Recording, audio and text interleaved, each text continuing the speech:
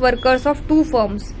ठीक है, ये हमारे पास इंफॉर्मेशन दी गई है firm A and firm B. ठीक है, number of workers in firm A is equal to 500 and number of workers in firm B is equal to 600।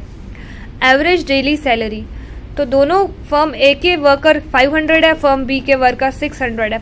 Average जो सैलरी है डेली दोनों की, तो फर्म ए वालों की 186 है, ₹186 पर डे एवरेज सैलरी। ठीक है, and for firm B it is 175 average salary. ठीक है, that is not the daily salary, ये एवरेज है। And standard deviation of the salaries, अब standard deviation of the salaries that is equal to 81 for firm A and 100 for firm B.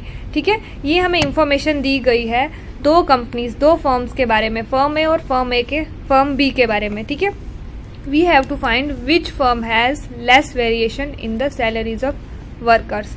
हमें find करना है कि कौन सी फर्म में लेस वेरिएशन है, वर्कर्स की सैलरीज जो है उसमें लेस वेरिएशन कौन सी वाली फर्म में है, यानी कि कौन सी फर्म में जो वर्कर्स की सैलरी है वो मोर कंसिस्टेंट है।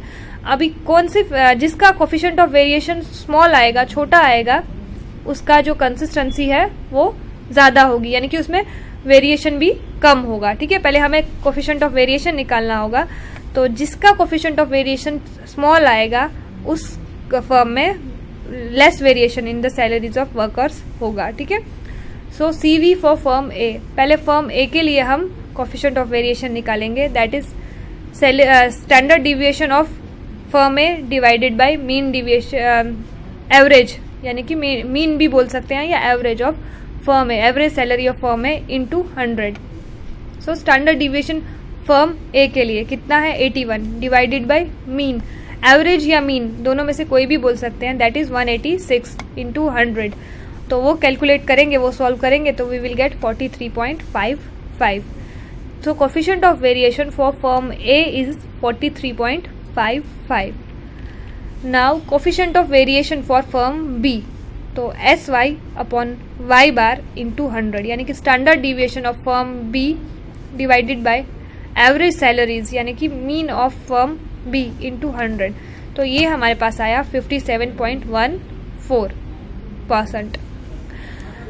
नाउ अब हमने यहाँ पे देखा कि coefficient of variation of salaries of workers of firm A is smaller than the variation that of firm B. किसका स्मॉलर आया कोफिशिएंट ऑफ वेरिएशन? तो फर्म ए का। ठीक है, तो hence firm A has less variation, तो जिसका coefficient of variation small होगा उसका वेरिएशन भी कम होगा। ठीक है, तो फर्म ए का जो वेरिएशन था दैट वाज समथिंग 43.55। ठीक है, तो फर्म बी का जो आया दैट इज 57.14। तो फर्म ए का स्मॉल है, इसलिए फर्म ए में लेस वेरिएशन होंगे इन the salaries. Thank you for today, it's over. ठीक है, आज के लिए इतना ही। इसी के साथ हमारा स्टैटिस्टिक्स चैप्टर जो है वो कंप्लीट होता है। Thank you.